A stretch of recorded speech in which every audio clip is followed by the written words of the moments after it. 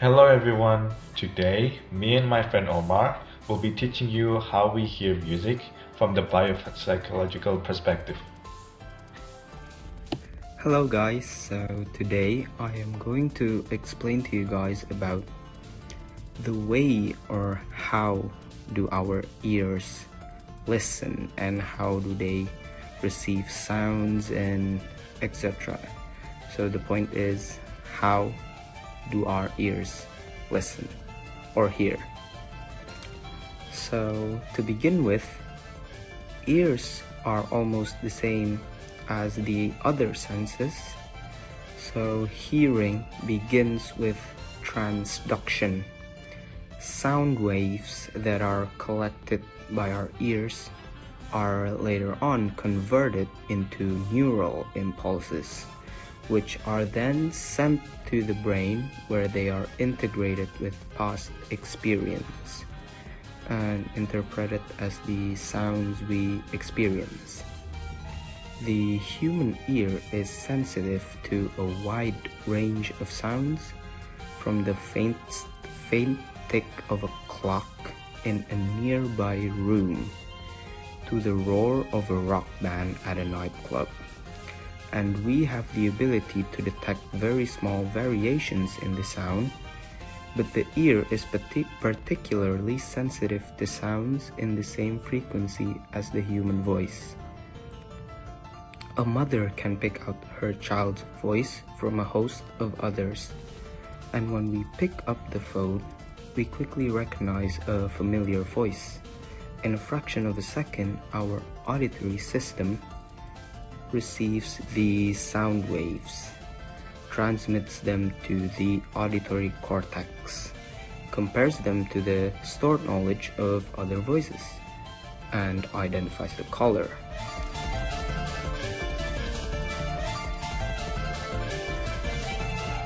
Sound in its essence is just the movement of air particles. The outer ear's main job is to pick up the sound, and so they are shaped in a way that it effectively picks up sound and transfer them to the ear canal. Once inside the ear canal, the movement of air vibrates the eardrum, and in turn also vibrates the middle ear. The middle ear consists of 3 bones, which are called the hammer, the anvil, and the stirrup. The middle ear amplifies the sound for the inner ear because the inner ear is filled with liquid. The inner ear then receives the middle ear's signal, which is then transferred to the fluids in the cochlea. The fluids in the cochlea vibrates and gets picked up by the hair cells in the cochlea.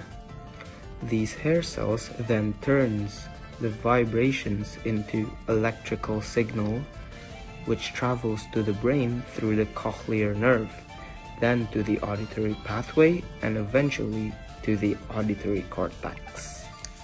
And that's basically is how our ears hear or listen through the perspective of biopsychology.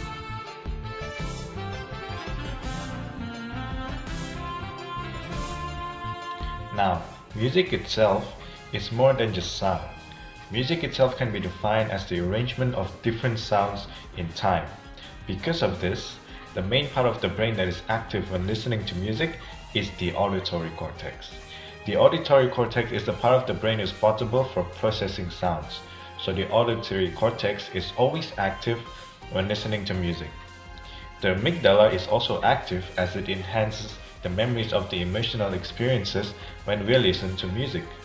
Other parts of the brain that are active include the hippocampus, which is involved in music memories, experiences and context, as well as the cerebellum, which plays a part in rhythm and timing. In addition, since music can greatly affect one's mood, the prefrontal cortex is also involved.